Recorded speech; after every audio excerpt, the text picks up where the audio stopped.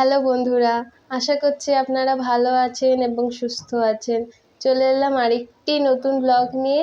আশা করছি এই ব্লগটা আপনারা সম্পূর্ণ দেখবেন এবং লাইক আর শেয়ার আর সাবস্ক্রাইব অবশ্যই করবেন। আজ আমি আমার মা বাবার যে বিয়ের ছবি আছে সেগুলো আপনাদের সাথে শেয়ার করতে চলেছি। আর তার পিছনে কিছু গল্প, কিছু স্মৃতি সবই আপনাদের সাথে শেয়ার করব। তো আপনারা এই ব্লগটা পুরো দেখবেন আর আমার সাথে থাকবেন। চলুন দেখা যাক। আচ্ছা, ওই ছবি দেখাবার আগে আমি আপনাদের সাথে আর একটি ছবি শেয়ার করতে চাই। এটি হচ্ছে আমার মায়ের ইয়াং এজের ছবি। দেখুন কি সুন্দর দেখতে। তখন মায়ের ফ্যাশনই আলাদা ছিল। এখনো বলে যে সে সময় তোমার ফ্যাশন আলাদাই ছিল। আমি যখন যাই তখন সবাই বলে যে জানিস তোর মা এক সময় কত সুন্দর ফ্যাশন করতো, কেউ বাটানগরে কেউ এরকম করতে পারতো না। আর মায়ের যে চুলের গোছ ছিল তখন সবাই পিছন মুড়ে মুড়ে তাকাতো। মায়ের যে ড্রেসিং সেন্স আছে সেগুলো অসাধারণ। সবাই তাই বলে যে এখন কি হয়ে গেছে আর তখন কি ছিল। আমিও তাই বলি যে মা সত্যি তুমি সে সময় কি ছিলে। আর এটা হচ্ছে সে ব্ল্যাক কালারের একটা সালোয়ার পরে মায়ের বয়েস কাট চুলই বেশিরভাগ বয়েস কাট চুলই থাকতো মায়ের। কেননা মায়ের যে চুলটা এত ঘন ওই যে তেল মেখে যে ছবি তুলেছে আপনারা বুঝতেই পারবেন না। শ্যাম্পু করার দরকারই ছিল না, মায়ের এত ঘন চুল। সে ডাক্তার বলেছিল ভেতর থেকে চুল কাটতে, কেননা তখন টনসিলের প্রবলেম হয়ে গেছিলো এত ঘন চুল। তো ওই জন্য বেশিরভাগ সময় চুল ছোটই রাখতো। কিন্তু ছোট রাখলে হবে কি, এত স্টাইলিশ লাগতো মাকে। আর মা বয়েস কাট চুলই তখন বেশি পছন্দ করতো। আর এটি এক মায়ের বান্ধবী, কিন্তু ছবিটা হেজি হয়ে গেছে, এখন আর দেখা হয় না। তখন মা বলতো যে তখন আমার সময় কিরকম ছিল, আমি কেমন ছিলাম, আর এখন আমি নিজেকে আয়নায় দেখি আমি নিজেকে নিজে চিনতে পারি না। আরেকটি ছবিও ছিল, সেটি শাড়ি পরে, একটা লাল শাড়ি পরে ছাদের মধ্যে আম গাছের ওখানে, সেটি পেলে দেখাবো। এই যে আমার মা বিয়ের সাজে। তখন মাকে কত কিউট দেখতে ছিল, তাই মাকে বলি মা তুমি কত সুন্দর দেখতে ছিলে আগে। তারপরে এই যে এরা বান্ধবী, মায়ের বান্ধবীরা আছে, সেই মায়ের বান্ধবীরা অনেক করেছে, পুরো বিয়েতে প্রচুর হেল্প করেছে মাকে, সাজানো, তারপরে সবকিছু অ্যারেঞ্জমেন্ট করা। আর এটা হচ্ছে আমার বাবা, এই ঠাকুরদা টিপ দিয়ে দিচ্ছে কপালে। আমার বাবা বসেছে দেখুন না একবার, পুরো শিব ঠাকুর। বলে নাকি পাড়ার যত মেয়ে ছিল আমার বাবাকে দেখে কি হিংসা যে বাবা এত সুন্দর শিব ঠাকুরের বিয়ে হয়ে গেল। আমার বাবাকে প্রচুর লোকে পছন্দ করতো, প্রচুর, এত সুন্দরই আমার বাবা দেখতে ছিল। কিন্তু ওই যে বলে যে যার ভাগ্যে যে আছে। প্রচুর সম্বন্ধ এসেছিল কিন্তু বাবা করতে চায়নি বিয়ে। বাবা বলতো আমি লাইফে বিয়েই করবো না কোনোদিন। কিন্তু মাকে দেখার পর কি হলো, সে খেয়ালটাই বদলে গেল।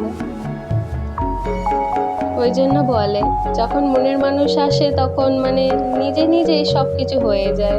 আমাদের আর কিচ্ছু করতেও লাগে না, না ভাবনা চিন্তা করতে লাগে।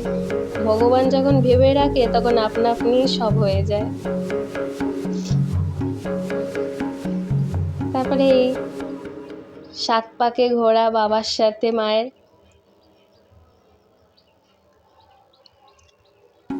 মায়ের মুখে হাসিটা রেখেছে না একবার।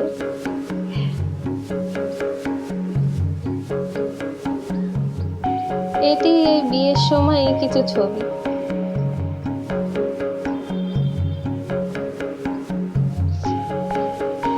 তখন পিছন থেকে বাবার বন্ধু ছিল, মায়ের বান্ধবীরা ছিল, এমন কথা বলছে যে আমার বাবা আর মা হেসে ফেলছে।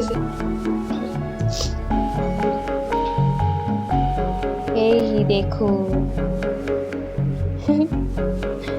আমার আজও দেখলে হাসি লাগে। মা বলে এই যে ইনি আছে, ইনি হচ্ছে আমার মায়ের ছোট্ট শ্বশুর, ইনি আমার মায়ের ছোট শ্বশুর হন। ইনি মানে বাবাকে এরকম সাজিয়েছে, বর সাজে সাজিয়েছে। ইনি আমার বাবাকে প্রচুর ভালোবাসতো। আমার মায়ের যেমন বান্ধবীরা সব করেছে, ইনি তেমন আমার বাবার মানে সাজগোজ, অ্যারেঞ্জমেন্ট থেকে সব কাজ প্রচুর সব নিজের হাতে করেছে। আর এই যে এখানে মালা বদল হচ্ছে, মালা বদলের ছবি।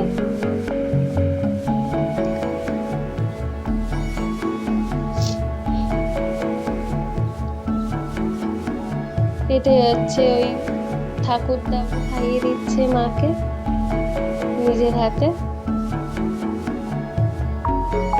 আর ইনি হচ্ছে আমার দিদা, কেমন করছে দেখুন মুখটা।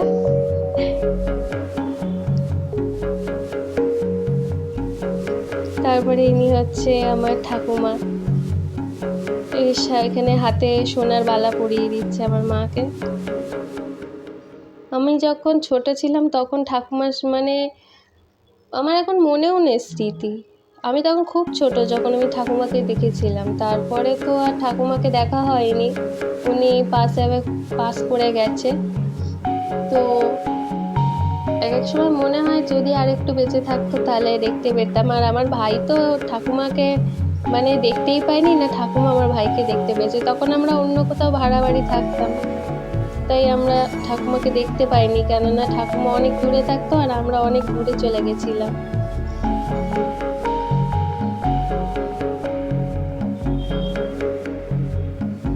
এই কিছু ছবি আছে,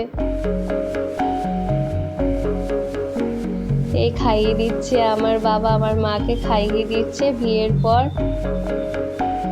দুজনের মুখে দেখুন না কি ভালোবাসা, আমি তাই বলি বাবা কি ভালোবাসা। লোকে দেখে বুঝতেই পারবে না যে অ্যারেঞ্জ ম্যারেজ, মনে হবে যেন দুজনে ভালোবেসে বিয়ে করেছে। মানে সত্যি কথা, আমার বাবা মায়ের মানে অ্যারেঞ্জ ম্যারেজ হয়েও দুজনের যে মনের যে মিলটা এত, মানে আমি ছোটবেলা থেকে দেখি যে সব ব্যাপারই আমার বাবা মায়ের এত বেশি মনের মিল, দুজন মিলে মানে এত ভালো কাপল, দুজন একদম পারফেক্ট কাপল।